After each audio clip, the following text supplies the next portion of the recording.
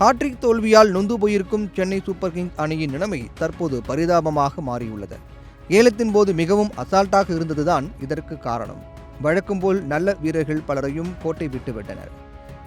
இப்போது opening, middle order என்று ஒட்டுமொத்த பேட்டிங் ஆர்டருமே சிதைந்து போய் கிடக்கிறது.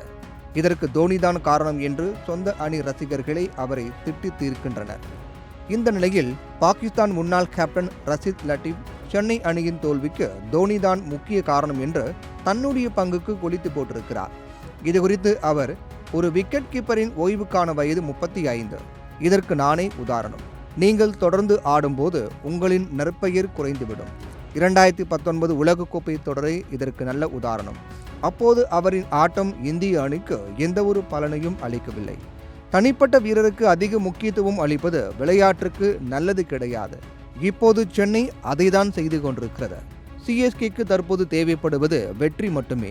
இதற்கு ஒரு சில வீரர்கள்தான் காரணம் என்றால், காலத்தின் தேவையை உணர்ந்து நீங்கள் அவர்களை அணியில் இருந்து நீக்க வேண்டும் என்று கடுமையாக விமர்சனம் செய்திருக்கிறார். 2024ஆம் ஆண்டில் 220 இருந்த தோனியின் ஸ்ட்ரைக் ரேட் தற்போது நடப்பு IPL தொடரில் 138 இருப்பது குறிப்பிடத்தக்கது.